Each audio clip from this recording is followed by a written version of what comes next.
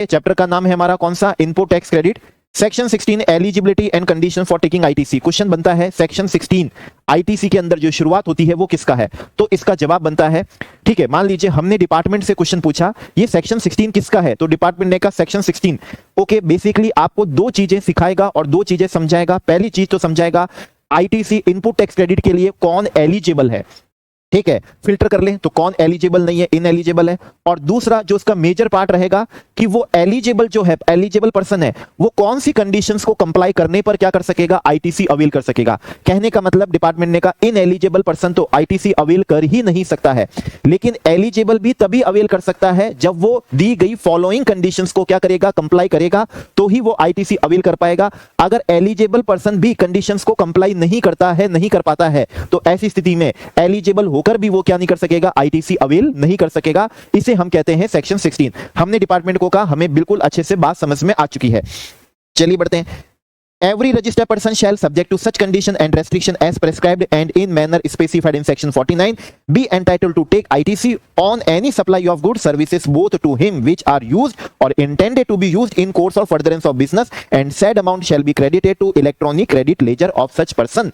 अब हमने यहाँ पर डिपार्टमेंट से क्वेश्चन पूछा, डिपार्टमेंट क्या कोई अनरजिस्टर्ड पर्सन आईटीसी अवेल कर सकता है क्या? डिपार्टमेंट ने कहा answer is no, only registered person ही आईटीसी अवेल कर सकता है, अनरजिस्टर्ड पर्सन आईटीसी अवेल नहीं कर सकता है।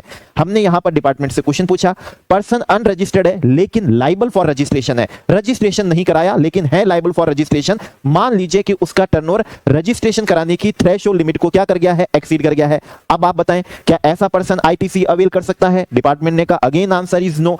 आप लाइबल फॉर रजिस्ट्रेशन हो या लाइबल फॉर रजिस्ट्रेशन नहीं हो, या फिर डिपार्टमेंट ने ऐसा कहा इवन आप लाइबल फॉर रजिस्ट्रेशन भी हो लेकिन आपने रजिस्ट्रेशन नहीं कराया, आप पे जीएसटी लेवी हो रहा है, आपको जीएसटी का पेमेंट करना पड़ेगा लेकिन आपने रजिस्ट्रेशन नहीं कराया, ऐसी स्थिति में आप आईटीसी अवेल करने के लिए एलिजिबल नहीं हो। आपको पनिशमेंट मिलेगा कि आपको आईटीसी तो नहीं मिलेगा लेकिन फिर भी आपको अपनी आउटवर्ड सप्लाई पे जीएसटी का तो पेमेंट करना ही पड़ेगा। हमने कहा बात समझ में आ गई है। हमने एक और क्वेश्चन पूछा डिपार्टमेंट से, डिपार्टमेंट यूआईएन होल्डर जो होते हैं क्या वो आईटीसी अवेल कर सकते हैं जिनको यूआईएन मिला है? अगेन डिपार्टमेंट ने कहा आंसर इज नो। आपको ध्यान होना चाहिए कि जब भी आपको यूआईएन पढ़ाया है तो वहां पर यह आपको बिल्कुल बताया है, जरूर बताया है कि जीएसटी लॉ के पर्पस से यूआईएन होल्डर को हम रजिस्टर्ड पर्सन नहीं मानते हैं, उन्हें जीएसटीएन नहीं मिलता, उन्हें यूआईएन मिलता है।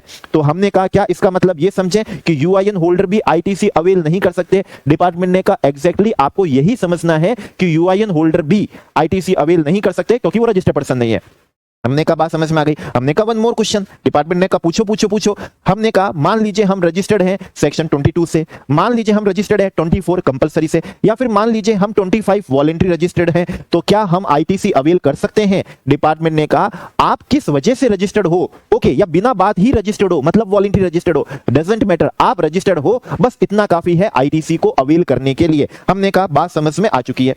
अब हमने कहा आईटीसी हमें किस चीज का मिलेगा? डिपार्टमेंट ने कहा बहुत ही सिंपल है, आपने जो इनवर्ड सप्लाई ली है, गुड्स की ली है या फिर सर्विसेज की ली है या फिर कंपोजिट मतलब बोथ ली है, ओके, उस पे जो आपने टैक्स पे करा है उस टैक्स का आपको क्या मिलेगा? आईटीसी मिलेगा। ओके, इनवर्ड सप्लाई पे किए गए टैक्सेस का आपको आईटीसी मिलेगा। हमने यहां पर डिपार्टमेंट से क्वेश्चन पूछा कि अगर इनवर्ड सप्लाई का मतलब क्या है, तो डिपार्टमेंट ने कहा बहुत सिंपल है, इनवर्ड सप्लाई का मतलब इनपुट सर्विसेज और कैपिटल गुड्स। तो हमने डिपार्टमेंट से पूछा ये इनपुट और कैपिटल गुड्स में क्या डिफरेंस है? तो डिपार्टमेंट ने कहा देखिए इनपुट क्या होते हैं? मूवेबल होते हैं, ओके, मूवेबल होते हैं, जो यूज्ड हैं या फिर इंटेंडेड टू बी यूज्ड हैं इन कोर्स और फर्दरेंस ऑफ किसमें? बिजनेस में, जो कि कैपिटल गुड्स नहीं है, वो इनपुट है। तो हमने कहा फिर कैपिटल गुड्स क्या है? तो डिपार्टमेंट ने कहा देखो कैपिटल गुड्स भी मूवेबल हैं, जो यूज्ड हैं या intended to be used for क्या है? बिजनेस है। बस फर्क ये है कैपिटल गुड्स वो गुड्स होते हैं जिन्हें रजिस्टर्ड पर्सन ने अपनी बुक्स ऑफ अकाउंट्स में कैपिटलाइज कर दिया है और जिन्हें कैपिटलाइज नहीं किया है वो इनपुट है। तो हमने कहा बेसिक डिफरेंस इसमें कैपिटलाइजेशन का है, बाकी होते तो दोनों ही मूवेबल है। डिपार्टमेंट ने कहा एग्जैक्टली होते तो दोनों ही मूवेबल हैं।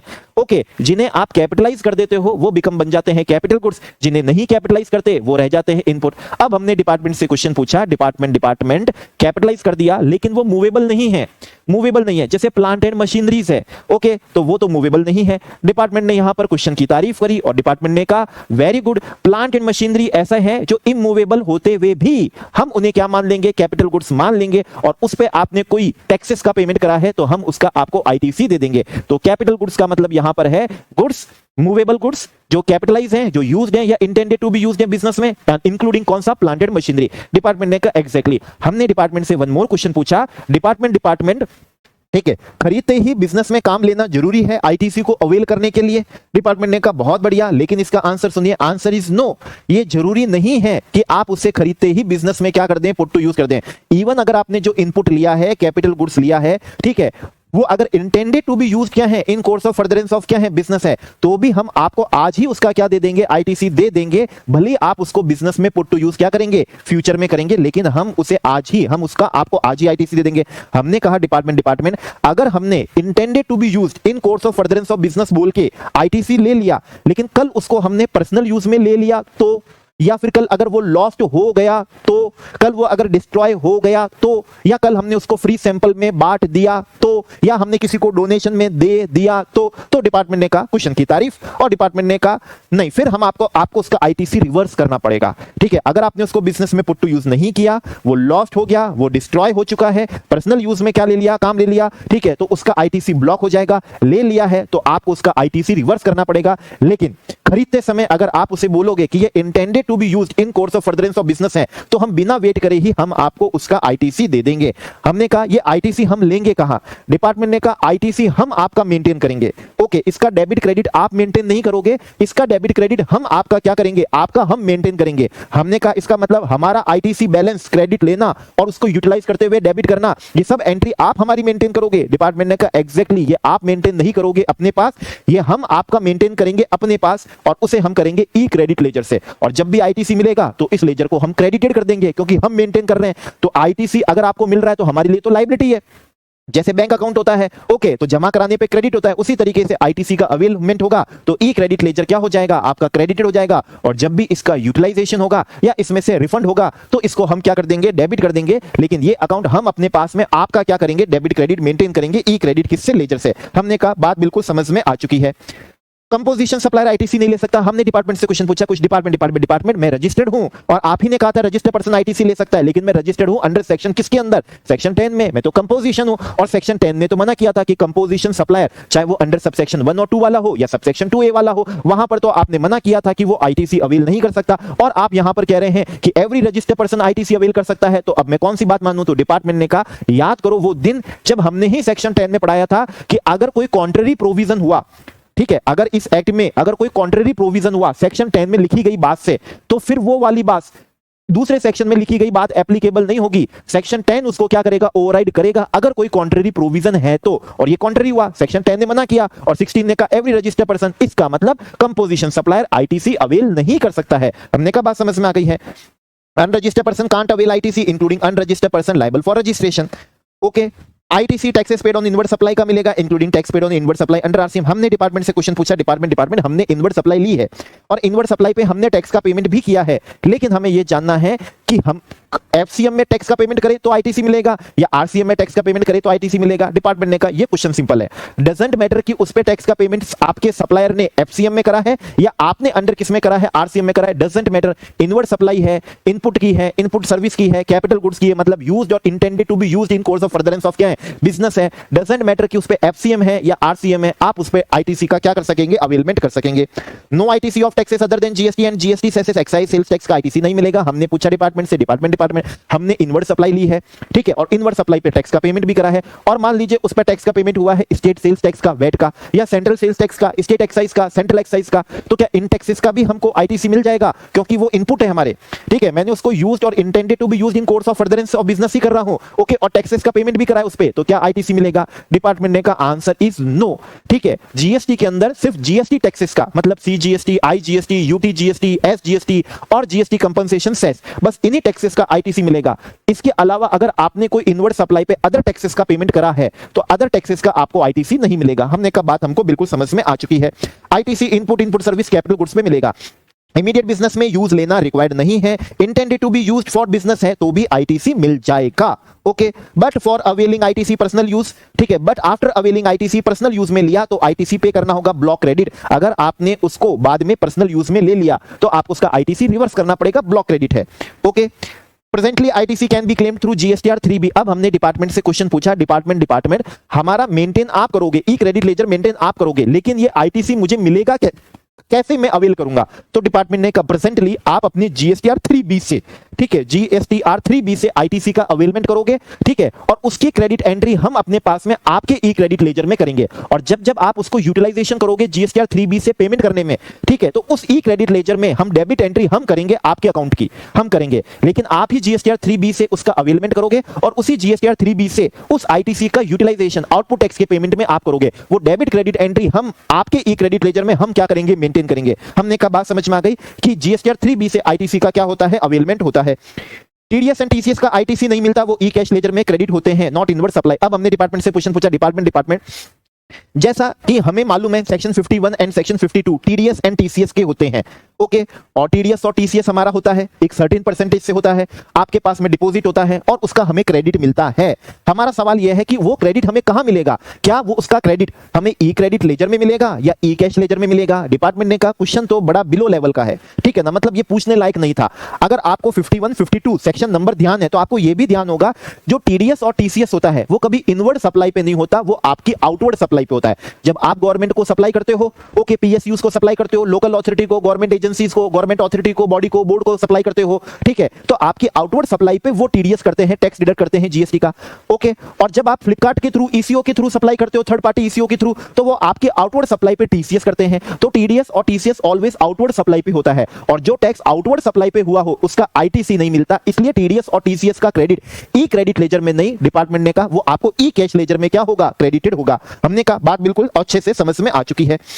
आईटीसी ई क्रेडिट लेजर में क्रेडिटेड होता है। यूआईएन होल्डर को आईटीसी नहीं मिलता है, not regarded as registered person. India first GST English book है, सारे इंटरप्रिटेशन जूसेस रेडीमेड लिखे हुए हैं।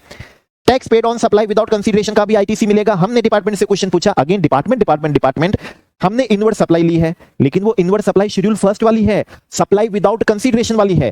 ओके, तो क्या हमें आईटीसी मिलेगा? डिपार्टमेंट ने कहा भाई सप्लाई विदाउट कंसीडरेशन होगी, लेकिन उस पे जीएसटी तो लेवी हो रहा है ना, तभी तो शेड्यूल फर्स्ट है, और शेड्यूल फर्स्ट के अंदर जो 4 एक्टिविटीज और ट्रांजैक्शंस बताई गई है उसे सप्लाई माना गया है। भले ही वो सप्लाई आपने विदाउट कंसीडरेशन करी हो, लेकिन गवर्नमेंट को तो उस पे जीएसटी मिलेगा ना, बस मिलेगा ना, तो आपको भी उस पे आईटीसी मिल जाएगा। डजंट मैटर कि वो सप्लाई फॉर ए कंसीडरेशन है या फिर वो सप्लाई विदाउट क्या है? कंसीडरेशन है। लेकिन हाँ, डिपार्टमेंट ने कहा अगर जो सप्लाई ही नहीं है, जो शेड्यूल थर्ड है, जो शेड्यूल क्या है? थर्ड है, वो सप्लाई ही नहीं है, जो सप्लाई नहीं है उस पे जीएसटी लेवी नहीं है, जहां जीएसटी लेवी ही नहीं है तो आपने उस पे टैक्स का पेमेंट किया ही नहीं होगा। जब हमको ही नहीं मिला, डिपार्टमेंट ने कहा जब हमको ही टैक्स नहीं मिला तो उस पे आईटीसी का क्वेश्चन ही अराइज नहीं होता, ठीक है, उस पे तो कोई टैक्स का पेमेंट ही नहीं हुआ है। ओके, हमने कहा बात समझ में आ गई। Schedule third activities transaction supply नहीं होती है, आईटीसी नहीं मिलेगा। Okay, e credit ledger GSTN basis maintain होता है, पैन बेसिस मेंटेन नहीं होता। हमने डिपार्टमेंट से क्वेश्चन पूछा, ठीक है, ये जो आईटी ई क्रेडिट लेजर है, क्या ये आप हमारा पैन बेसिस मेंटेन करेंगे या जीएसटीएन बेसिस मेंटेन करेंगे? डिपार्टमेंट ने उल्टा हमसे क्वेश्चन पूछा, क्या आप जीएसटी में पैन बेसिस टैक्स का पेमेंट करते हो या जीएसटीएन बेसिस टैक्स का पेमेंट करते हो? तो हमने कहा समझ में आ गई, शर्म भी आ गई, शर्मिंदा भी हो गए, हम यहां पर जीएसटीएन बेसिस टैक्स का क्या करते हैं? पेमेंट करते हैं। डिपार्टमेंट ने कहा ऑब्वियस है, तो आईटीसी भी जीएसटीएन बेसिस ही क्या होगा? मेंटेन होगा, पैन बेसिस मेंटेन नहीं होगा। और डिपार्टमेंट ने कहा इसी के साथ में हमने आपको सेक्शन 16, ठीक है ना, उसका पूरा जूस क्या कर दिया? समझा दिया। अच्छा, 16 सब सेक्शन 1 का समझाया है, ठीक है, इसमें तो सब सेक्शन 2 3 और क्या होते हैं? 4 भी होते हैं, ठीक है ना, उसके सब सेक्शन का भी आपको जूस यहां पर सिखा देंगे। आइए बढ़ते हैं आगे। यस, चलिए आगे बढ़ते हैं। Section 16 subsection 2, notwithstanding anything content in this section, no registered person shall be entitled to ITC in respect of any supply of goods और सर्विसेज और both to him unless possession of tax invoice debit note issued by registered supplier और other tax paying document. अब now department से question हम department से हमारा question बनता है, बहुत बढ़िया क्वेश्चन बन रहा है। हमने डिपार्टमेंट से क्वेश्चन पूछा, डिपार्टमेंट हमने इनवर्ड सप्लाई ली है, उस पे हमने जीएसटी टैक्सेस का क्या करा है? पेमेंट भी करा है। ओके, और वो हमें ऑटो पॉपुलेट होके हमारे 2A में आ भी चुका है, लेकिन मेरे पास में उसकी इनवॉइस नहीं है, मम हो गई, गुम गई, उसकी इनवॉइस नहीं है मेरे पास में, उसकी इनवॉइस जो टैक्स पेइंग डॉक्यूमेंट होता है वो नहीं है मेरे पास में उसकी टैक्स इनवॉइस नहीं है, रिवाइज टैक्स इनवॉइस नहीं है, बिल ऑफ एंट्री है डॉक्यूमेंट नहीं है, सेल्फ इनवॉइस नहीं है, आईएसडी इनवॉइस नहीं है।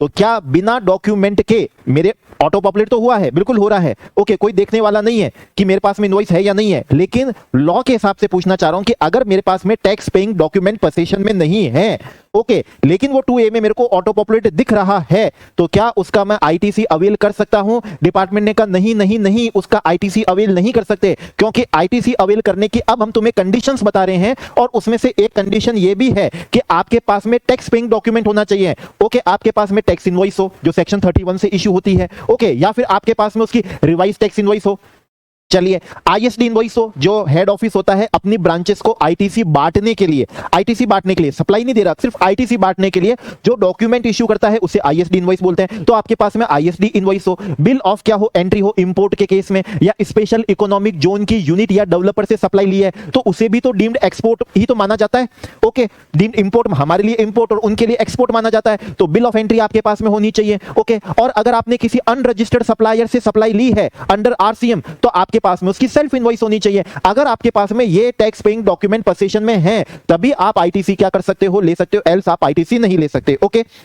चलिए self invoice under section 31 subsection 3 clause F debit note, okay, bill of entry, ISD invoice, revise tax invoice under section 31 subsection 3 clause A, goods imported, receipt voucher, advance receipt, delivery challan, bill of supply से ITC नहीं मिलेगा। अब हमने department से question पूछा, department मैंने अपने supplier को अभी एडवांस दिया है, ओके, और उसने मुझे टैक्स इनवॉइस नहीं दी, उसने मेरे को रिसीट वाउचर दिया, ओके, उसके पास में चॉइस थी कि वो मुझे टैक्स इनवॉइस दे सकता था, लेकिन उसने, भाई चॉइस थी इसका मतलब ऑप्शन था, तो उसने मेरे को रिसीट वाउचर दिया है।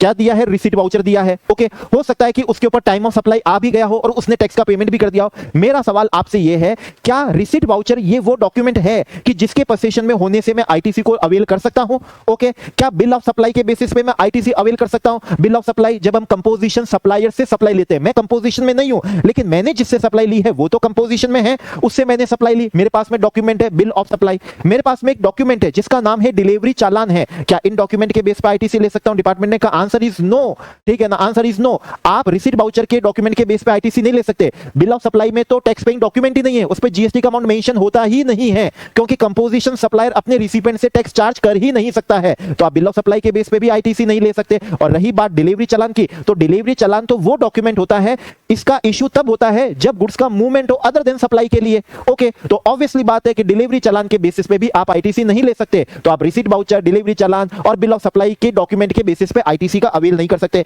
If invoice is missing, ITC नहीं मिलेगा। जीएसटी में record 6 year from due date under section 44 annual return तक मेंटेन करना होता है, okay. Now subsection 2 clause AA, the detail of invoice or debit note referred to in clause A has been furnished by the supplier in the statement of outward supply, and such detail have been communicated to recipient of such invoice or debit note in the manner specified in under section 37, under section 37। अब हमने यहाँ पर department से question पूछा है, हमारे पास में जो टैक्स पेइंग डॉक्यूमेंट है वो मेरे पोजीशन में है, ओके, लेकिन उसकी डिटेल मेरे को 2A में ऑटो पॉपुलेट नहीं हुई है, उसकी डिटेल मेरे को 2A में ऑटो पॉपुलेट नहीं हुई है। शायद मेरे सप्लायर ने उस इनवॉइस की डिटेल उसके GSTR 1 डॉक्यूमेंट में, GSTR 1 डॉक्यूमेंट जो डॉक्यूमेंट होता है स्टेटमेंट ऑफ आउटवर्ड सप्लाई का, उस डॉक्यूमेंट उस स्टेटमेंट में ये इनवॉइस की डिटेल अपलोड करी ही नहीं है, डिटेल्स अपलोड करी ही नहीं है, तो मेरे को 2A में ऑटो पॉपुलेट हुई ही नहीं है, 2A में ऑटो पॉपुलेट ही नहीं हुई, क्योंकि उसने GSTR 1 में या फिर इनवॉइस फर्निशिंग फैसिलिटी IFF में, IFF कब होता है? जब आप QRMP होते हो, जब आप रिटर्न क्वार्टरली भरते हो ना, ठीक है, तो आपको मंथली IFF करना होता है, और जो मंथली रिटर्न फाइल करते हैं उन्हें GSTR 1 करना होता है। तो भाई जो भी जैसा भी सप्लायर है, अगर मंथली वाला है तो उसने GSTR 1 में इनवॉइस की डिटेल को अपलोड ही नहीं करा, और अगर क्वार्टरली वाला है तो उसने IFF में इनवॉइस की डिटेल को अपलोड करा ही नहीं है, तो मेरे को 2A में ऑटो ड्राफ्ट होके ऑटो पॉपुलेट होके आया ही नहीं है। क्या मैं आईटीसी अवेल कर सकता हूं? क्या डिपार्टमेंट ने कहा answer is no. ITC avail करने की एलिजिबिलिटी तो पढ़ी ली थी, अब ये कंडीशंस है, कंडीशंस हमने जोड़ी है कंप्लायंसेस से, ना सिर्फ आपकी कंप्लायंसेस से, साथ ही सप्लायर की कंप्लायंसेस से। अगर सप्लायर भी कंप्लायंसेस को कंप्लाई नहीं करेगा तो आप रिसिपेंट भी आईटीसी अवेल नहीं कर पाओगे। कहने का मतलब यह है कि अगर आपका सप्लायर आपकी इनवॉइस की डिटेल को, रिवाइज टैक्स इनवॉइस की डिटेल को, डेबिट नोट की डिटेल को खुद के GSTR 1 में या IFF में उसकी डिटेल्स को अपलोड नहीं करता है, और आपको 2A में ऑटो पॉपुलेट ऑटो ड्राफ्ट नहीं होती है, आप उसका क्या नहीं ले सकते? आईटीसी नहीं ले सकते। हमने डिपार्टमेंट से पूछा, डिपार्टमेंट समझ में आ चुकी है बात, लेकिन इसी बात में से एक नई बात का और क्या हुआ है, जन्म हुआ है। वो बात यह है, आईएसडी इनवॉइस होती है। अरे भाई आईएसडी इनवॉइस होती है, ओके ठीक है, तो वहां पर तो जीएसटीआर 1 में उसकी अपलोड ही नहीं करना होता, क्योंकि आईएसडी इनवॉइस तो आईटीसी को बांटने के लिए है और जीएसटीआर 1 तो आउटवर्ड सप्लाई का स्टेटमेंट है। तो आउटवर्ड सप्लाई के स्टेटमेंट में तो आईएसडी इनवॉइस की डिटेल तो अपलोड होती ही नहीं है।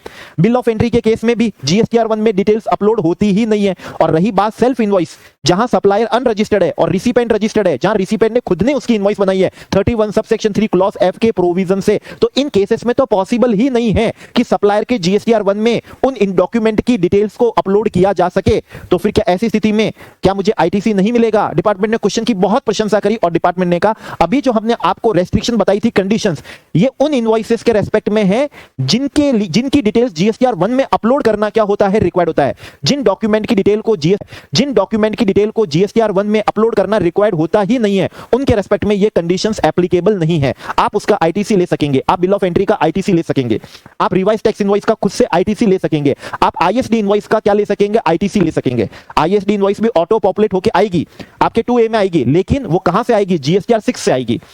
बिल ऑफ एंट्री भी कस्टम डिपार्टमेंट से 2A के अंदर ऑटो पॉपुलेट होके आएगी, लेकिन जीएसटीआर 1 से नहीं आएगी, कस्टम डिपार्टमेंट से आएगी। तो जीएसटीआर 1 से नहीं आएगी, तो जिन डॉक्यूमेंट की डिटेल्स को अपलोड करना जीएसटीआर 1 में होता ही नहीं है, उनके रेस्पेक्ट में ये कंडीशंस एप्लीकेबल ही नहीं है। ये सिर्फ उन इनवॉइसेस के रेस्पेक्ट में जिनको जीएसटीआर 1 में अपलोड करना था। अगर सप्लायर ने नहीं करा तो भले आपके हाथ में इनवॉइस है तो उसे हाथ में ही रखना, आपकी ई क्रेडिट लेजर में उसका आईटीसी क्रेडिट नहीं होगा। हमने कहा बात बहुत अच्छे से समझ में आ चुकी है। चलिए बाकी clause B, receipt of goods और सर्विसेज और बोथ। अब हमने डिपार्टमेंट से बहुत ही प्यार से पूछा, इनवॉइस भी है और जीएसटीआर 1 से ऑटो पॉपुलेट होके ऑटो ड्राफ्ट होके 2A में आ भी चुकी है, दिखाई भी दे रही है, लेकिन गुड्स और वो जो सर्विस है ना, जिसकी रेस्पेक्ट की जो इनवॉइस मेरे हाथ में है, वो गुड्स और सर्विस, ठीक है, वो मेरे को क्या नहीं हुए, रिसीव नहीं हुए हैं। ठीक है, वो मेरे को क्या नहीं हुए, रिसीव नहीं हुए हैं। ओके, तो क्या मैं आईटीसी ले सकता हूं बिना एक्चुअल में गुड्स को रिसीव करे, बिना एक्चुअल में सर्विस को अवेल करे, रिसीव करे? क्या मैं आईटीसी ले सकता हूं? मेरे पास टैक्स पेइंग डॉक्यूमेंट हाथ में है, डिपार्टमेंट ने अगेन कहा उसे हाथ में ही रखना। ठीक है, 2A में ऑटो पॉपुलेट हुआ है, लेकिन उसको आईटीसी अवेल मत करना। ठीक है, 2A में दिखाई दे रहा है ना, दिखाई दे रहा है, लेकिन उसको लेना नहीं। ठीक है, जिस तरीके से इनवॉइस का हाथ में होना जरूरी है आईटीसी को अवेल करने के लिए, डिपार्टमेंट ने कहा उसी तरीके से गुड्स और सर्विस का रिसीव होना भी जरूरी है आईटीसी को अवेल करने के लिए। बिना रिसीव करे आप आईटीसी अवेल नहीं कर सकते। मैंने कहा आ गई बात समझ में कंडीशंस अवेलमेंट ऑफ आईटीसी की। ओके, एडवांस पे रिसीट वाउचर मिलता है, आईटीसी अवेल नहीं किया जा सकता। Only on basis of invoice in hand and without receipt of goods और service ITC can't be avail. It is stop to practice of availing ITC on the basis of fake invoice arranged without receipt of goods और services. Receipt होना जरूरी है, put to use for business बाद में भी हो सकता है। बिल टू शिप टू के केस में भी आईटीसी मिल जाता है, डीम टू बी रिसीव्ड। अब हमने डिपार्टमेंट से क्वेश्चन पूछा, डिपार्टमेंट ने कहा पूछो पूछो पूछो, आपका पूछ के मुंह नहीं दुखा, हमारा बता बता के मुंह दुख गया। हमने कहा वन मोर क्वेश्चन है, मान लीजिए बिल टू शिप टू है, ठीक है, ए है जो हमारा सप्लायर है, उसने बी हमको बिल टू करा है, उसने हमको बिल टू करा है, लेकिन हमने ही उसको कहा था कि ये गुड्स और सर्विस तो किसको दे, शिप टू किसको कर, सी को कर। सी मेरा जॉब वर्कर है, मेरा एजेंट है, या फिर मैंने सी को फर्दर क्या कर दिया, बेच दिया, सप्लाई कर दिया, तो मेरे को उसकी डिलीवरी मत दे, डिलीवरी डायरेक्टली किसको दे, सी को दे, और बिल किसको दे, मेरे को दे। तो आज मेरे पास में टैक्स पेइंग डॉक्यूमेंट है, लेकिन गुड्स और सर्विस तो मेरे को रिसीव ना हुए हैं ना रिसीव होंगे, क्योंकि वो तो किसको रिसीव हो रहे हैं, थर्ड पर्सन सी को हो रहे हैं। मेरी ही कहने पे ए ने सी को क्या करा है, डिलीवर करा है। ठीक है, क्या मैं उसका आईटीसी ले सकूंगा? और नहीं ले सकूंगा तो फिर तो मैं कभी नहीं ले पाऊंगा। डिपार्टमेंट ने क्वेश्चन की तारीफ करी, डिपार्टमेंट ने कहा bill to ship to model के केस में हम डीम्ड मान लेते हैं कि बी आपको वो गुड्स और सर्विस रिसीव हो चुके हैं। ओके, आप उसका क्या ले सकेंगे, आईटीसी ले सकेंगे। हमने कहा बात समझ में आ चुकी है, कंफ्यूजन क्लियर हो चुका है।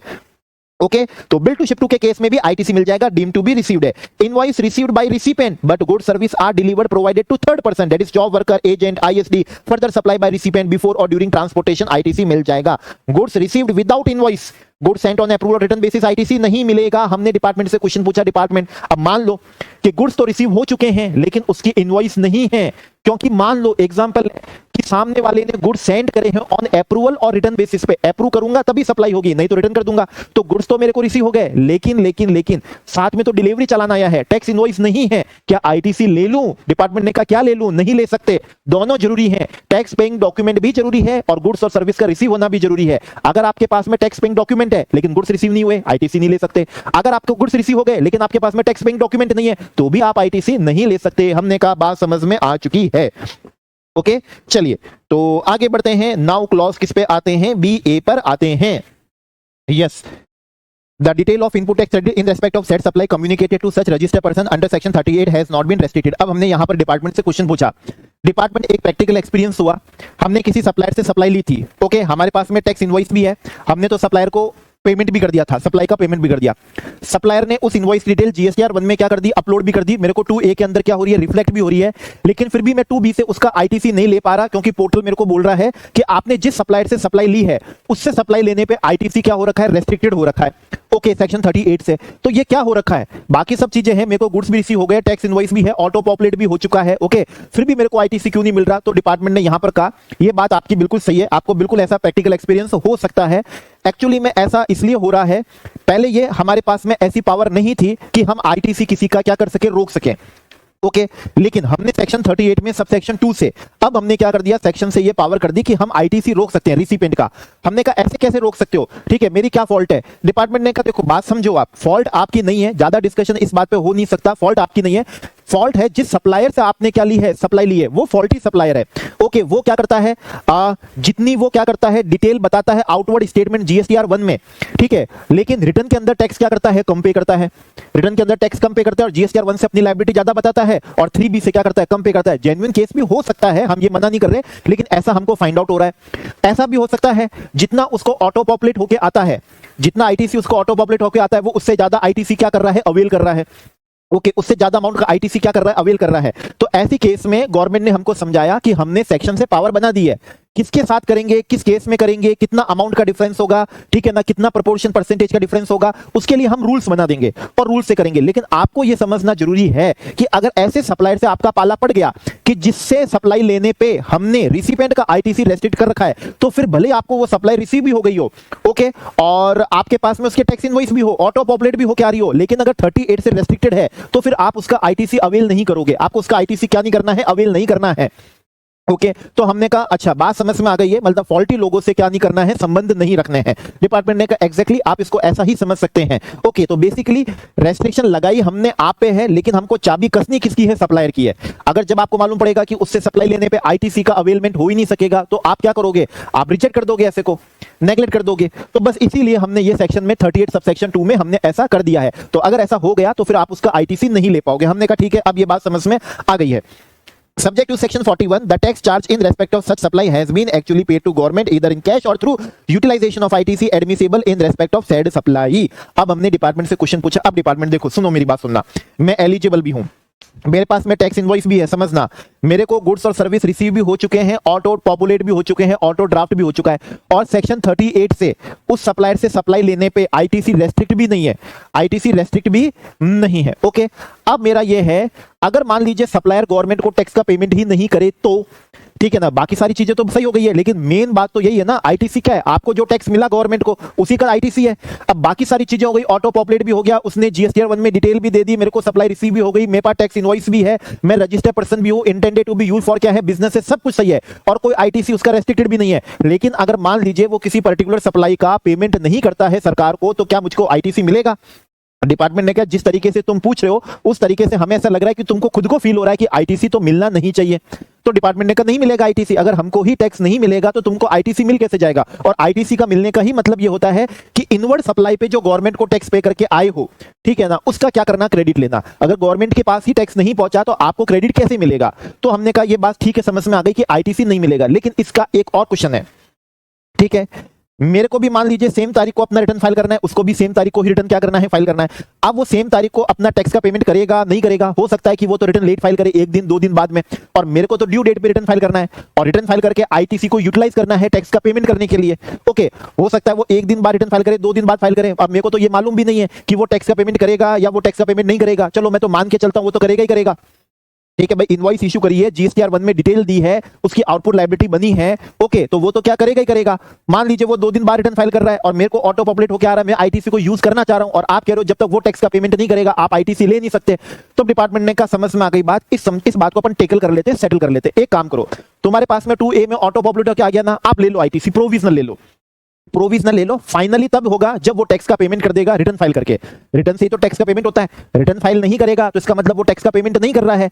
ओके, लेकिन अभी आपकी बात हम समझ गए, हो सकता है वो रिटर्न क्या करे, लेट फाइल करके टैक्स का पेमेंट कर दे, और आपको तो अभी रिटर्न फाइल करना है और रिटर्न फाइल करके आईटीसी को यूटिलाइज करना है आपके टैक्स के पेमेंट करने में। समझ में आ गई? तो एक सेटल कर लेते हैं।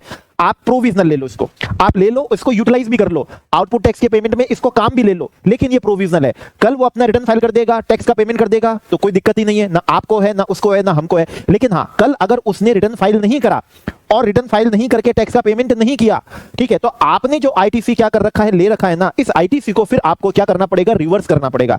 हमने कहा ये बात बिल्कुल सही लगी, ये बात मेरे को यहां पर क्या लगी है, सही लगी है कि एक बार का तो मेरे को आईटीसी दे दो, मैं तो अपने आउटपुट टैक्स के पेमेंट में काम ले लेता हूं। हो सकता है वो 2 दिन बाद, 5 दिन बाद, 10 दिन बाद बिल रिटर्न फाइल करे और टैक्स का पेमेंट कर दे। ओके, कर देगा, मान के चलते कर दे। और नहीं करेगा तो आपको जो उससे टैक्स की वसूली करनी है कर लेना, और मैंने जो आईटीसी ली है मैं उस आईटीसी का रिवर्सल कर दूंगा, मैं उस आईटीसी का क्या कर दूंगा, रिवर्सल कर दूंगा। ओके, अगर सप्लायर ने जीएसटी डिपॉजिट नहीं किया है तो रिसिपेंट का आईटीसी इनवैलिड हो जाएगा जब आईटीसी की फाइनल मैचिंग होगी एज पर सेक्शन 42।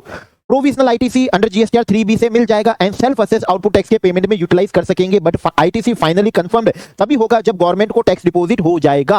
अब हमने डिपार्टमेंट से पूछा, हालांकि हमने कहा ये बात मालूम तो चल चुकी है, लेकिन फिर भी एक तरीके से जो प्रोविजनल आईटीसी मैंने लिया है अभी फाइनल नहीं हुआ है, फाइनल तभी होगा जब सप्लायर टैक्स का पेमेंट कर देगा। मेरा सवाल सिंपल सा इतना है, एक्चुअली मेरा कंसर्न है उस प्रोविजनल आईटीसी को मैं यूज तो कर सकता हूं ना आउटपुट टैक्स के पेमेंट करने के लिए। डिपार्टमेंट ने कहा एग्जैक्टली प्रोविजनल दिया ही हमने इस पर्पज से है कि एक बार का तो आउटपुट टैक्स के पेमेंट करने में काम ले लो, कल अगर वो टैक्स का पेमेंट कर देगा कोई दिक्कत ही नहीं है, नहीं करेगा तो दिक्कत होगी, तो आपको आईटीसी क्या करना पड़ेगा, अपना रिवर्स करना पड़ेगा।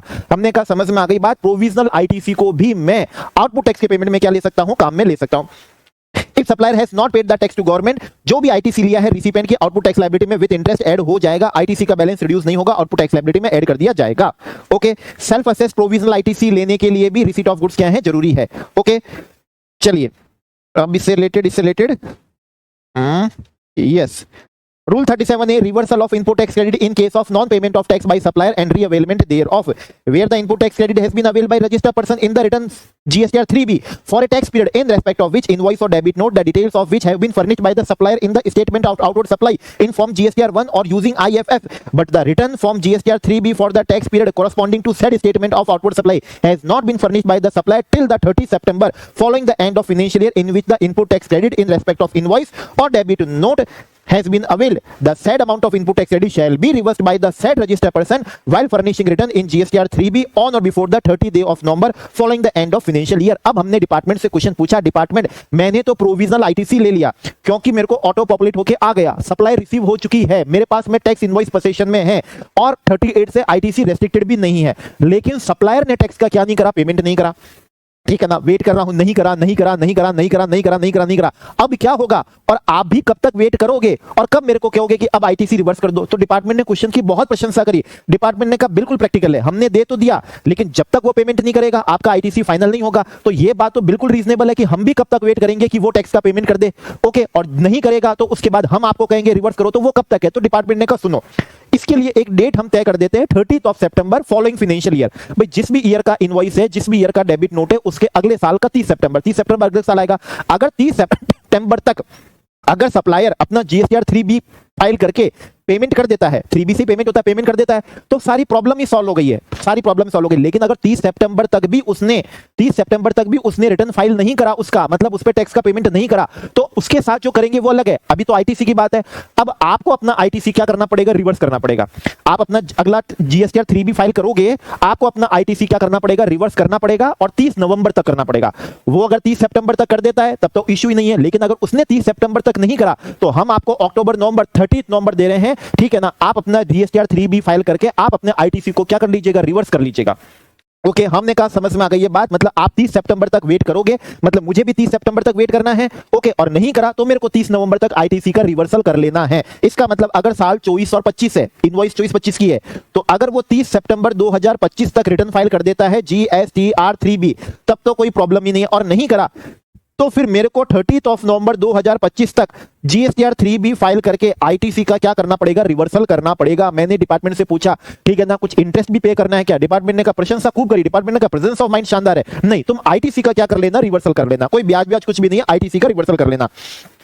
provided that where the said amount of input tax credit is not reversed by registered person in a written form GSTR 3B on or before the 30th day of November following the end of financial year during which input tax credit has been availed, such amount shall be paid by said person along with interest thereon under section 50। अब मैंने department से पूछा, मान लो अगर मैं 30 सितंबर तक नहीं करता हूं और 30 सितंबर के बाद में GSTR 3B फाइल करके ITC का रिवर्सल करता हूं तो उस केस में क्या हो जाएगा?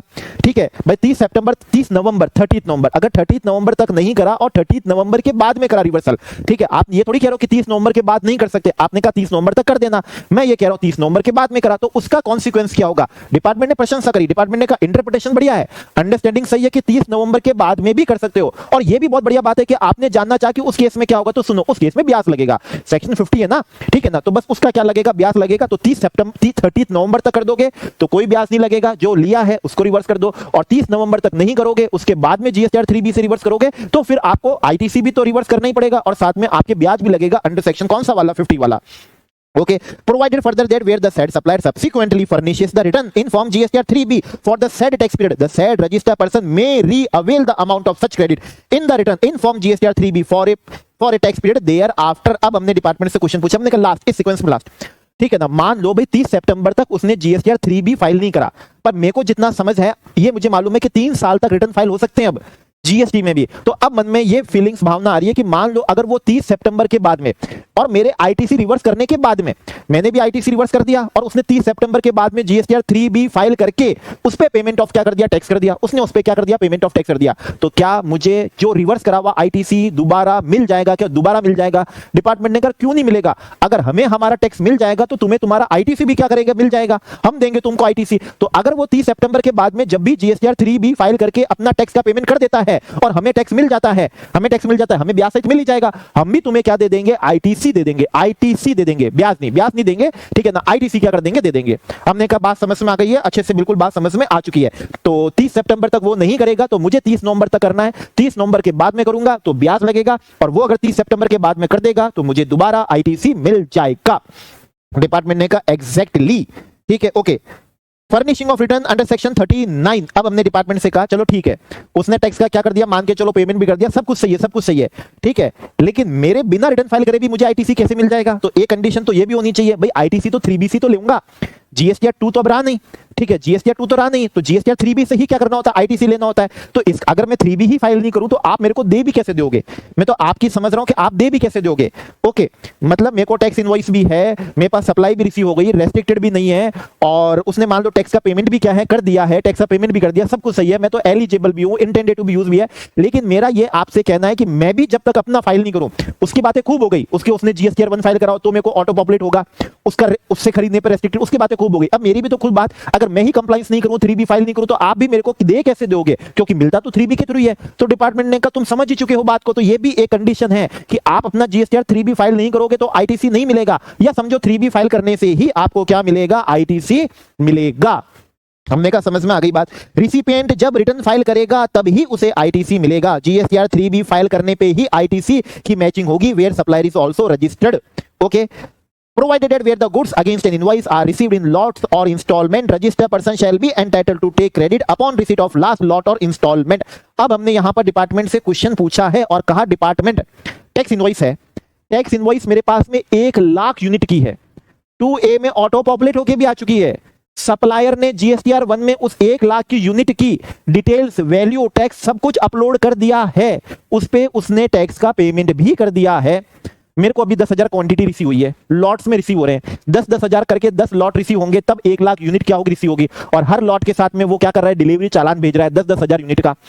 ओके, तो ये तो बड़ी प्रॉब्लम हो गई, है क्यों? क्योंकि मेरे को मिला तो सिर्फ, मेरे को इनवॉइस तो 1 लाख यूनिट की ऑटो पॉपुलेट हो गई है, उसने 1 लाख पे पेमेंट भी कर दिया है, लेकिन मेरे को तो सिर्फ 10,000 रिसीव हुआ, तो 10,000 का ले लूं, 10,000 का ले लूं या पूरा 1 लाख का ही ले लूं? अभी डिपार्टमेंट ने कहा बहुत बढ़िया, प्रेजेंस ऑफ माइंड शानदार है, सब कुछ पूरा सिनेरियो समझते हो, तो फिर ये भी समझ लो, ना 1 लाख का ले सकते हो ना 10,000 का ले सकते हो, जब लास्ट लॉट रिसीव हो जाए ना, पूरी 1 लाख क्वांटिटी रिसीव हो जाए, तभी ही क्या लेना? ITC लेना। मैंने कहा भाई उसने तो टैक्स का पेमेंट कर दिया, डिपार्टमेंट ने कहा उसने जो कर दिया तुम उसकी बात ना करो, तुम्हें जो करना है वो समझो, उसने 1 लाख पे कर दिया है, टैक्स इनवॉइस इश्यू कर दी है, 2A में ऑटो पॉपुलेट होके आ चुकी है, ठीक है ना, तुम्हें जो समझना है ना वो हम जो समझा रहे हैं वो समझो, तुमको 10,000 मिला नहीं ले सकते, ना 10,000 पे ना 1 लाख पे, 10,000 पे नहीं ले सकते तो 1 लाख पे कब लोगे, कैसे लोगे? जब पूरी लास्ट लॉट रिसीव हो जाए, लास्ट इंस्टॉलमेंट रिसीव हो जाए, तब एक साथ ही पूरा क्या ले लेना, आईटीसी ले लेना। मैंने कहा मेरे को जरूरत है, अभी बहुत जरूरत है आईटीसी लेने की। मैंने कहा जरूरत है तो अपनी जरूरत कहीं और से पूरी करो, ये जब तक लास्ट लॉट रिसीव नहीं होता है, लास्ट इंस्टॉलमेंट रिसीव नहीं होती है, तब तक आप क्या नहीं ले सकोगे, आईटीसी नहीं ले सकोगे। Okay, last lot section 16 sub section 4 की टाइम लिमिट में रिसीव हो जाना चाहिए, अदरवाइज आईटीसी नहीं मिलेगा। Okay, provided further that where a recipient fails to pay to supplier whether wholly और partly other than supply on which tax is payable under reverse charge mechanism, the amount towards the value of supply along with tax payable thereon within a period of 180 days from the date of issue of invoice by the supplier, and amount equal to ITC availed by recipient proportionate to the amount not paid to the supplier paid by him along with interest under section 50 in such manner as may be prescribed। अब हमने यहां पर department से question पूछा, department, ठीक है ना, ठीक है। अब एक केस और, इनवॉइस है, सप्लाई रिसीव हो गई, जीएसटीआर 1A से 2A में ऑटो पॉपुलेट हो गया, सप्लायर ने टैक्स का क्या कर दिया, पेमेंट कर दिया, ठीक है ना, लॉट वॉट वैसी जैसी कोई फफून भी नहीं है। ओके, मैंने अपना 3B भी क्या कर दिया, फाइल कर दिया, रेस्ट्रिक्टेड भी नहीं है, मैं तो आईटीसी ले भी चुका हूं, और आपको मान लो टैक्स का पेमेंट भी आ गया, आपको भी आ गया। ओके, आपके हिसाब से सब कुछ सही हो गया है, लेकिन एक सप्लायर के हिसाब से सोचो, मान लो सप्लायर को मैंने उसका पेमेंट ही नहीं करा, सप्लायर ने तो 3B फाइल करके आपको टैक्स का पेमेंट कर दिया, मान लो मेरे को क्रेडिट पीरियड था या फिर बिना क्रेडिट पीरियड के बिना ही मैं तो पेमेंट नहीं कर रहा। अब मेरे को सप्लायर के पॉइंट ऑफ व्यू से सोचूं, उसकी चिंता हो रही है कि बेचारा तो फंस गया, मैं तो बिना पेमेंट करके भी 3B से आईटीसी लिया हुआ हूं। ओके, क्योंकि वो टैक्स का पेमेंट करा हुआ है, मेरे को 2A में ऑटो पॉपुलेट हुआ हुआ है, टैक्स इनवॉइस है, मेरे पास तो सप्लाई भी रिसीव हुई है, रेस्ट्रिक्टेड है नहीं, सब कुछ सही है। ओके, मैं सही हूं, गवर्नमेंट के हूं, आपको टैक्स आ गया, आप भी सही हो, और एक जो ईमानदार सप्लायर है ना, वही क्या कर रहा है, भुगत रहा है कि उसको तो पेमेंट रिसीव नहीं हुआ। ओके, तो फिर ऐसी स्थिति में आप प्रोविजन बनाते समय इतने बनाए तो एक और उसके लिए भी बनाते हैं, डिपार्टमेंट ने कहा बनाया है, अगर आप उसको इनवॉइस की डेट से, कौन सी डेट, इनवॉइस की डेट से अगर 180 दिन में उसको पेमेंट नहीं कर देते, value of supply plus GST का, क्योंकि वैल्यू ऑफ सप्लाई में जीएसटी अमाउंट इंक्लूड नहीं होता ना, ठीक है, वैल्यू ऑफ सप्लाई में, तो value of supply plus GST अगर आप पेमेंट नहीं कर दोगे तो जो आईटीसी आपने लिया हुआ है, ये हम आपसे वापस ले लेंगे, वो भी किसके साथ में, ब्याज के साथ में। मैंने कहा मैंने आधा पेमेंट कर दिया है और आधा पेमेंट नहीं करा है, तो डिपार्टमेंट ने कहा जितना पेमेंट नहीं करा है उसके रेस्पेक्ट में जितना आईटीसी है वो हम आपसे वापस से ले लेंगे, रिवर्स करना पड़ेगा, वो भी किसके साथ में, ब्याज के साथ में। हमने कहा समझ में आ गई। डिपार्टमेंट ने कहा ध्यान रखना 180 डेज है, वो भी फ्रॉम द डेट ऑफ किससे, इनवॉइस से। नहीं करा तो ईमानदारी से, खुद की ईमानदारी से जितना पेमेंट नहीं करा है उसके रेस्पेक्ट में जितना प्रोपोर्शनेट आईटीसी बन रहा है उसका खुद ईमानदारी से क्या कर देना, 3B में पेमेंट कर देना, वो भी ब्याज जोड़कर। मैंने कहा समझ में आ चुकी है बात। अब मेरे को एक सवाल और है, सप्लाई ही अंडर आरसीएम की थी, तो मुझे तो उसको टैक्स देना ही नहीं था, और मैं तो कह रहा हूं सप्लाई ही विदाउट कंसीडरेशन थी, शेड्यूल 1 की थी, तो मेरे को तो कुछ पेमेंट करना ही नहीं था सप्लायर को। ब्रांच ट्रांसफर था, स्टॉक ट्रांसफर था, या फिर 15 सबसेक्शन 2 क्लॉज भी था। मैंने सप्लायर के बिहाफ पे किसी थर्ड पर्सन को उसकी लायबिलिटी का, जिसके लिए वो उसने लायबिलिटी इनकर्ड करी थी, लेकिन उसके बिहाफ पे मैंने थर्ड पर्सन को पेमेंट कर दिया। अब जब मैं उसके बिहाफ पे थर्ड पर्सन को पेमेंट कर चुका हूं तो मुझे क्या पागल कुत्ते ने काटा है कि अब मैं वापस सप्लायर को पेमेंट करूंगा? मैं क्यों करूंगा, मैं तो नहीं करूंगा। अब मेरे को समझ नहीं आ रहा कि अगर मैंने सप्लायर के बिहाफ पे थर्ड पर्सन को पेमेंट कर दिया 15 सबसेक्शन 2 क्लॉज बी, या फिर सप्लाई ही विदाउट कंसीडरेशन है, या सप्लाई ही अंडर आरसीएम है, ठीक है ना, तो फिर 180 दिन बाद में मेरे को क्यों जूते मार रहे हो? डिपार्टमेंट ने कहा नहीं मारेंगे, ये 180 डेज के बाद में रिवर्सल वाला प्रोविजन एप्लीकेबल ही नहीं होगा अगर सप्लाई अंडर आरसीएम की है। अगर सप्लाई कौन सी वाली ली है, विदाउट कंसीडरेशन के लिए, या 15 सबसेक्शन 2 क्लॉज बी है, मतलब आपने सप्लायर के बिहाफ पे जो लायबिलिटी सप्लायर ने इनकर्ड करी थी, आपने उसके बिहाफ पे थर्ड पर्सन को पेमेंट कर दिया है, आपने उसके बिहाफ पे थर्ड पर्सन को पेमेंट कर दिया है, तो उस केस में 180 डेज बाद में भी आपको कोई रिवर्सल नहीं करना है, मैंने कहा अब समझ में आ चुकी है बात। Okay, within 180 days from the date of invoice है, from the date of availment of ITC से नहीं है। फर्स्ट प्रोवाइजो के केस में ITC on receipt of last lot पे होगा, बट सप्लायर को value plus supply plus GST का payment within 180 days from the date of invoice से ही करना है। सेकंड प्रोवाइजो आरसीएम केस में, सप्लाई विदाउट कंसीडरेशन के केस में, एंड 15 सबसेक्शन 2 क्लॉज बी के केस में एप्लीकेबल नहीं होगा, बिकॉज सप्लायर को पेमेंट करना ही नहीं है। अगर 180 days from the date of invoice में पेमेंट नहीं किया तो जो आईटीसी लिया है रिसिपिएंट को पे करना होगा, अलोंग विद किसके साथ में, इंटरेस्ट के साथ में। Payment of value of supply का करना है within 180 days from the date of invoice amount का नहीं। Okay, provided also that recipient shall be entitled to avail ITC on payment made by him to the supplier of the amount towards the value of supply along with tax payable, rebooking of ITC।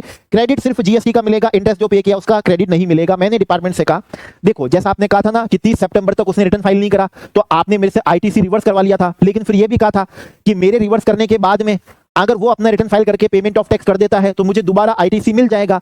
वही दिमाग में रख के मैं आपसे पूछ रहा हूं कि मान लो इनवॉइस के 180 दिन तक पेमेंट नहीं करा, आईटीसी रिवर्स कर दिया, वो भी ब्याज जोड़कर, उसके बाद में 180 दिन के बाद में मैंने सप्लायर को क्या कर दिया, पेमेंट कर दिया वैल्यू का और टैक्स का, तो क्या अब मैं आईटीसी दोबारा ले लूं? मैं डिपार्टमेंट ने कहा ले लो यार, ये भी कोई पूछने की बात है क्या? ओके, आपने भली 180 दिन के बाद में पेमेंट करा, कोई दिक्कत नहीं है, आपसे हमने ब्याज ले लिया था, अब आप उसको पेमेंट कर दोगे वैल्यू ऑफ सप्लाई का अलॉन्ग विद टैक्स के साथ में, तो जितना आप पे कर दोगे उतना दोबारा आप आईटीसी ले लेना, ठीक है ना? आईटीसी ले लेना, जो ब्याज लग गया वो तो लग गया, ब्याज तो दोबारा से मिलता नहीं है, लेकिन हाँ आईटीसी जरूर आपको क्या मिल जाएगा, दोबारा मिल जाएगा। जब भी आप 180 दिनों के बाद में सप्लायर को उसकी वैल्यू ऑफ सप्लाई और टैक्स का पेमेंट कर दोगे तो आपको मिल जाएगा, कोई विशेष बात नहीं, कोई बड़ी बात नहीं है, दे देंगे हम आपको।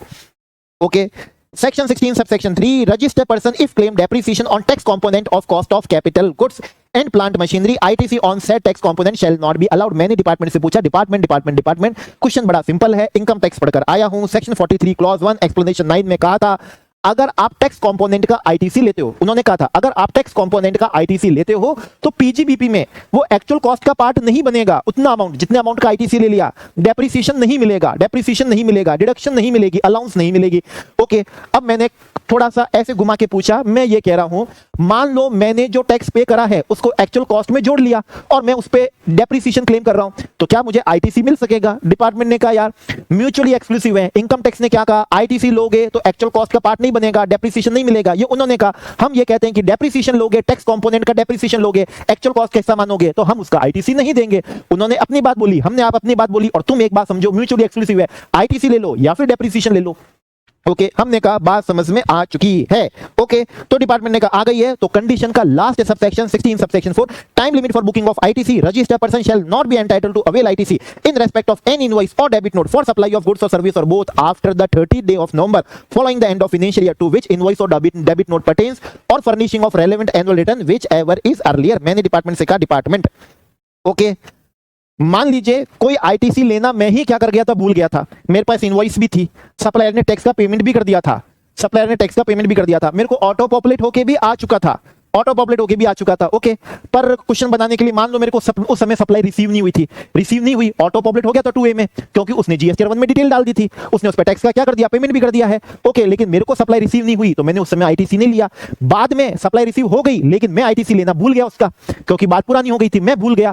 फिर मेरे को याद आया यार कि ना वो सप्लाई रिसीव हो चुकी थी लेकिन अपन ने उसका आईटीसी तो लिया ही नहीं था, अब मेरे को याद आ रहा है, तो क्या जब जागो तभी सवेरा? ओके, कभी भी जागे तब भी आईटीसी मिल जाएगा? डिपार्टमेंट ने कहा नहीं, ऐसा नहीं है, आप बाद में जागोगे आईटीसी मिल जाएगा, लेकिन अगर आप क्या हो गए बहुत ज्यादा लेट जागे तो you are too late. Okay, too late, फिर आपको आईटीसी नहीं मिलेगा। तो आपको आईटीसी लेट टू लेट कब तक ले लेना है? अगले साल। अगर 24-25 का डेबिट नोट है या 24-25 की क्या है, इनवॉइस है, भाई जो डॉक्यूमेंट अगर 24-25 का है, जो भी डॉक्यूमेंट है, डेबिट नोट है, टैक्स इनवॉइस है, रिवाइज टैक्स इनवॉइस है, जो भी डॉक्यूमेंट है आपका, ओके, आप आईटीसी मैक्सिमम आप ले सकते हो 30th November 2025 तक। मैंने पूछा डिपार्टमेंट से, डिपार्टमेंट 30 नवंबर से पहले ही, ठीक है ना, मैंने 24-25 का एनुअल रिटर्न फाइल कर दिया था। एनुअल रिटर्न का मतलब है मैंने उस साल के सभी ठीक है ना मुर्दे क्या कर दिए थे, गाड़ दिए थे, चैप्टर क्लोज कर दिया था अपने ही इन पर्सनल हाथों से, एनुअल रिटर्न फाइल कर दिया था इस डेट से पहले, ठीक है। तो क्या एनुअल रिटर्न फाइल करने के बाद में भी भूला हुआ आईटीसी ले सकता हूं? तो डिपार्टमेंट ने कहा now you are too late. Once annual return क्या हो गया, फाइल हो गया 30 नवंबर से पहले, अब आप आईटीसी नहीं ले सकते। अब भले ही कितना याद आए तो उसकी याद में रोते रहना, ठीक है ना, लेकिन आईटीसी नहीं मिल सकता। तो मैंने कहा ठीक है, रिटर्न एनुअल रिटर्न फाइल करने की ड्यू डेट तो दिसंबर तक है ना, लास्ट दिसंबर तक है। ओके, मैंने नहीं किया तो क्या 30 नवंबर के बाद में ले सकता हूं? 30 नवंबर के बाद में और एनुअल रिटर्न फाइल करने से पहले मतलब दिसंबर में? डिपार्टमेंट ने कहा नहीं, ठीक है ना, आप जो सोच रहे हो ना दिसंबर 25 में आईटीसी लेने का, नहीं। ओके, आप 30 नवंबर के बाद में तो किसी भी हालत में आईटीसी ले ही नहीं सकोगे, ठीक है ना, भले आपने एनुअल रिटर्न फाइल नहीं करा। और हां, अगर 30 नवंबर से पहले एनुअल रिटर्न फाइल कर दिया है तो वंस एनुअल रिटर्न फाइल हो गया तो उसके बाद में भी आईटीसी नहीं मिलेगा। तो 30th November of following financial year, और ठीक है ना, एक्चुअल फाइलिंग ऑफ क्या है, it's not due date, furnishing of क्या, annual return, whichever is क्या है, अर्लियर है, विच एवर इज क्या है, अर्लियर है। ओके, अब मैंने डिपार्टमेंट से क्वेश्चन पूछा, डिपार्टमेंट ये टाइम लिमिट क्या फर्स्ट टाइम आईटीसी लेने पे है या फिर जब अपन रीक्रेडिट करते हैं? ओके, मैंने 180 दिन तक पेमेंट नहीं करा, बाद में क्या करा था, पेमेंट करा था। ओके, सप्लायर ने 30 सितंबर के बाद में अपना GSTR 3B फाइल करा था, मेरे रिवर्सल करने के बाद में मुझे ITC लेना है। तो मेरा सवाल ये है, ये जो टाइम लिमिट है क्या फर्स्ट टाइम अवेल करने पे है या फिर रिक्रेडिट होता है 180 दिन के बाद में पेमेंट करा, ठीक है ना। तो आपने कहा ITC मिल जाएगा, तो क्या उस समय भी मेरे को ये टाइम लिमिट 30 नवंबर और एनुअल रिटर्न क्या ध्यान रखनी है? डिपार्टमेंट ने क्वेश्चन की प्रशंसा करी और डिपार्टमेंट ने कहा नो, ये टाइम लिमिट सिर्फ फर्स्ट टाइम अवेलमेंट पे है, फर्स्ट टाइम अवेलमेंट पे। अगर फर्स्ट टाइम आपने ITC इस टाइम लिमिट में अवेल कर लिया है, ओके, बाद में अगर रिवर्सल भी हो गया, बाद में रिवर्सल भी हो गया, क्यों हो गया? क्योंकि आपने सप्लायर को 180 दिनों में पेमेंट नहीं करा, या आपके सप्लायर ने GSTR 3B क्या नहीं करा, फाइल नहीं करा, तो आपसे हमने रिवर्सल करवाया था ना, रिवर्सल करवाया था, ओके। फिर आप जब भी सब्सिक्वेंटली पेमेंट कर दोगे, आपको वापस क्या मिल जाएगा? ITC मिल जाएगा, इवन 16 सबसेक्शन 4 की टाइम लिमिट के बाद में भी। तो ये जो टाइम लिमिट बताइए, ये फर्स्ट टाइम अवेलमेंट पे है, ठीक है ना। रीबुकिंग पे, रीक्रेडिट पे ये टाइम लिमिट एप्लीकेबल नहीं है। हमने कहा नहीं है, तो बात समझ में आ चुकी है, बात समझ में आ चुकी है, ओके, यस। तो डेबिट नोट इशू करने की कोई टाइम लिमिट नहीं होती है लॉ के अंदर, बट डेबिट नोट के ITC लेने की टाइम लिमिट है। डेबिट नोट इशू करने की कोई टाइम लिमिट नहीं है, क्योंकि डेबिट नोट इशू करने से लायबिलिटी बढ़ती है। तो डिपार्टमेंट कहता है बढ़िया बात है, डेबिट नोट इशू करो, लेकिन डेबिट नोट के बेसिस पे ITC लेने की जरूर क्या टाइम लिमिट है? फॉलोइंग फाइनेंशियल ईयर का 30 नवंबर और annual return whichever is क्या है, अर्लियर है, ओके। तो ये हमारा सेक्शन कौन सा था? सेक्शन 16 था, यस। अब जो रूल है ना, ये जस्ट मैं आपके लिए रीड कर देता हूं, हालांकि मैं आपको पूरा पढ़ा चुका हूं। Documentary requirement and condition for availing ITC. ITC shall be availed by registered person including ISD on the basis of following document, that is supplier invoice, self invoice by recipient under ICM, and invoice issued under section 31 subsection 3 clause F, debit note, bill of entry, ISD invoice, okay.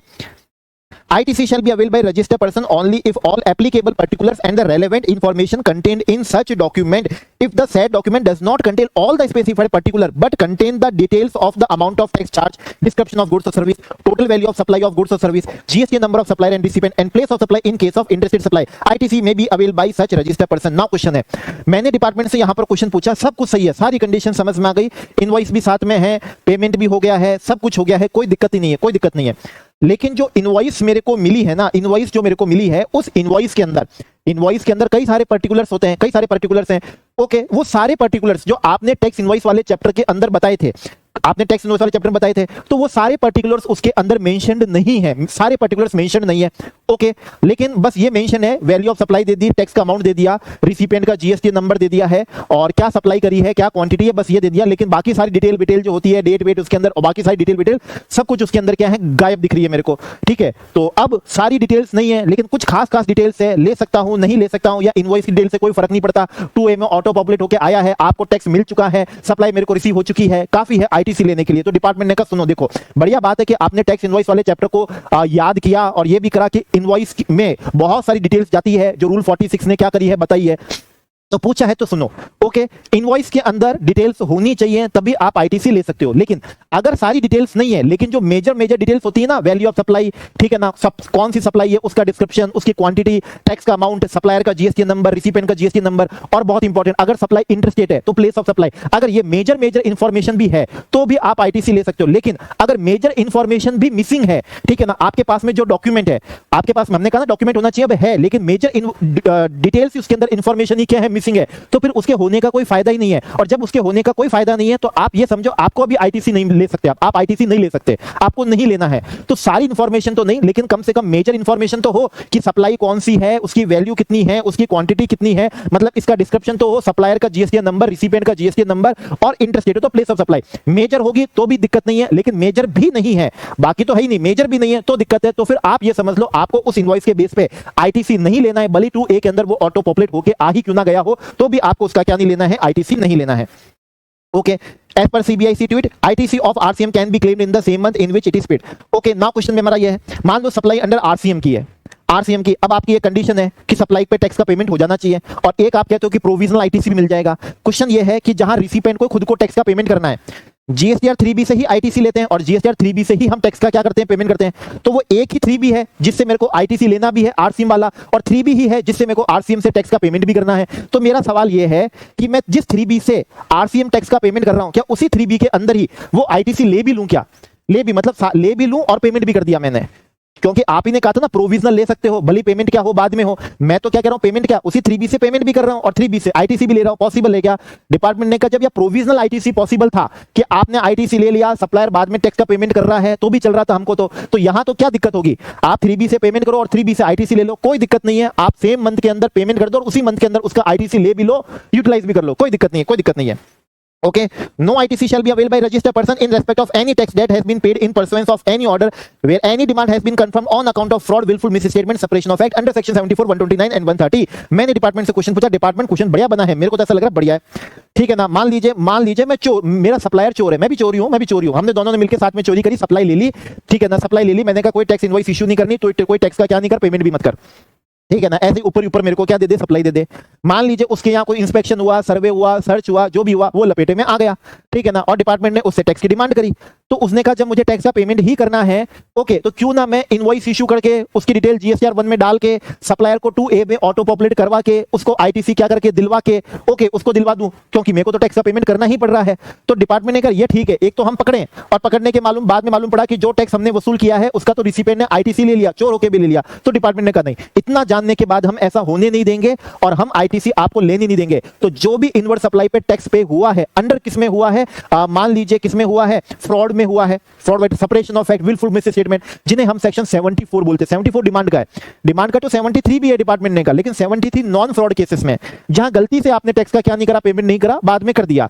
लेकिन 74 fraud वाला है, separation of act का है, wilful misstatement का है, नियत intention ही किसकी थी, इवेजन ऑफ टैक्स की थी, और वहां आप ये सोच रहे हो कि टैक्स का पेमेंट करके ITC मिल जाएगा, नहीं, सोच भी खराब है, ठीक है ना, काम तो खराब थी, नहीं ले सकते। तो जो भी टैक्स आपने under fraud, wilful mis, separation of act, मतलब 74, 129, 130 सेक्शन जो इनमें पे करा, उसका ITC नहीं मिलता है। मैंने कहा समझ में आ गई बात, पूरी समझ में आ चुकी है। Okay, Rule 36 sub rule 4, no input tax it shall be availed by registered person in respect of invoices or debit note, the detail of which are required to be furnished under subsection 1 of 37 unless the detail of such invoice debit note have been furnished by the supplier in the statement of outward supply in GSTR 1 or using IFF, and the detail of such invoice or debit note have been communicated to registered person in form GSTR 2B under sub rule 7 of rule 60. Restriction only in respect of invoice details of which are required to be uploaded in GSTR 1, that is no restriction in respect of ISD invoice, self invoice, bill of entry, that is detail of which are not required to be uploaded in GSTR 1। Already समझा चुका हूं, वापस से बता देता हूं। Okay, ITC तभी मिलेगा जब सप्लायर ने GSTR 1 में इनवॉइस की डिटेल डाल दी है, अपलोड कर दी है और मुझे 2A में ऑटो पॉपुलेट होके आ चुकी है, तो ही मिलेगा, एल्स मेरे को नहीं मिलेगा। लेकिन ये रेस्ट्रिक्शन सिर्फ उन्हीं इनवॉइसेस और उन्हीं डेबिट नोट डॉक्यूमेंट के रेस्पेक्ट में है जिनकी डिटेल GSTR 1 में अपलोड करना होता है। ओके, ऐसे डॉक्यूमेंट, ऐसी इनवॉइसेस जिनकी अपलोड GSTR 1 में नहीं होती है, ओके, तो उसके रेस्पेक्ट में ये रेस्ट्रिक्शन एप्लीकेबल नहीं है। जैसे ISD इनवॉइस, ISD इनवॉइस की डिटेल GSTR 1 में अपलोड नहीं होती है, वो GSTR 6 में होती है, ऑटो पॉपुलेट होकर आ जाएगी 2A में, लेकिन 1 में तो नहीं होती है, तो ये रेस्ट्रिक्शन ISD इनवॉइस पे एप्लीकेबल नहीं होगी। सेम विद किसके साथ में, बिल ऑफ एंट्री इंपोर्ट के केस में, वहां ऑटो पॉपुलेट होकर आता है, 2A में आता है, कस्टम डिपार्टमेंट से आता है, लेकिन GSTR 1 से तो नहीं आता। और सेल्फ इनवॉइस है, RCM के केस में 31 सबसेक्शन 3 क्लॉज है, जहां सप्लायर अनरजिस्टर्ड था, रिसिपेंट तो RCM में रजिस्टर्ड हो गई, तो वहां तो ऑटो पॉपुलेट होकर आ ही नहीं सकता, कहीं से भी खुद से ही लेना होता है। तो हम सिर्फ यहां पर उन इनवॉइस की बात कर रहे हैं जिनकी डिटेल GSTR 1 में अपलोड करना है, नहीं करी तो नहीं मिलेगा। ओके, और उन इनवॉइस के रेस्पेक्ट में बात नहीं कर रहे हैं जिनके रेस्पेक्ट में GSTR 1 में अपलोड नहीं होता है। ओके, तो हमने कहा ये बात तो हमको समझ में आई हुई भी थी, डिपार्टमेंट ने कहा 37 भी ऑलरेडी समझ में आया हुआ है। वही बात 180 दिन वाली बात कि अगर इनवॉइस के 180 दिनों में वैल्यू का पेमेंट नहीं करा अलॉन्ग विद टैक्स के साथ में, तो आपको ITC का रिवर्सल करना पड़ेगा अलॉन्ग विद ब्याज के साथ में, और सब्सिक्वेंटली जब भी आप पेमेंट कर दोगे तो आपको दोबारा क्या मिल जाएगा, ITC मिल जाएगा। ओके, 180 दिन वाली टाइम लिमिट एप्लीकेबल नहीं है RCM के केस में, ओके, सप्लाई विदाउट कंसीडरेशन के केस में, और 15 सबसेक्शन 2 क्लॉज B के केस में। रीड कर देता हूं, चलो। A registered person who has avail ITC but fails to pay to supplier value of supply, खुद तो ITC ले लिए और सप्लायर को तरसा रहे हो, fails to pay to supplier value of supply whether wholly or partly along with tax within 180 days shall furnish the details, खुद से ईमानदारी से रिवर्सल करना पड़ेगा, shall furnish the detail of such supply, the amount not paid and the amount of ITC availed proportionate to such amount not paid to supplier in GSTR 3B for the month immediately following period of 180 days from the date of invoice. Value of supply made without consideration as specified in schedule first shall be deemed to have been paid for the purpose of second proviso to section 16 subsection 2. Okay, no ITC reversal required. Value of supply on account of any amount added as per section 15 subsection 2 clause B shall be deemed to have been paid for the purpose of second proviso to section 16 subsection 2. Liability supplier की थी, recipient ने इनकर कर दिया है, तो 180 दिन बाद में कोई भी रिवर्सल नहीं होगा। Such value shall be deemed to have been paid to supplier and will not attract ITC reversal. Okay. The amount of ITC reversed under sub rule 1 shall pay or reverse an amount equal to input tax credit availed in respect of such supply proportionate to the amount not paid to supplier along with interest payable thereon under section 50 while furnishing the return in GSTR 3B for the tax period immediately following the period of 180 days from the date of issue of tax invoice। तो जैसे ही 180 days expire हुए उसके बाद immediately उसके बाद जो भी GSTR 3B file करोगे उस 3B से ITC का रिवर्सल करना होगा along with किसके साथ में, इंटरेस्ट के साथ में। Where the registered person subsequently makes the payment of the amount towards the value of such supply along with tax payable thereon to the supply, he shall be entitled to re-avail the input tax credit referred to sub rule 1। जब भी 180 दिनों के बाद में payment कर दोगे तो आपको ITC मिल जाएगा और अब जो ITC मिलेगा उस पे 16 सबसेक्शन 4 की टाइम लिमिट एप्लीकेबल नहीं होगी क्योंकि वो रीअवेलमेंट पे, रीक्रेडिट पे, रीबुकिंग पे एप्लीकेबल नहीं होती है। The time limit specified in subsection 4 of section 16 shall not apply to a claim of reavailing of any ITC in accordance with provision of act और provision of this chapter that had been reversed earlier. उस पे वो time limit applicable नहीं होगी। इसी के साथ में पूरा सेक्शन 16 का जूस हम यहां पर निकाल चुके हैं। Section 16 read with rule 36, 37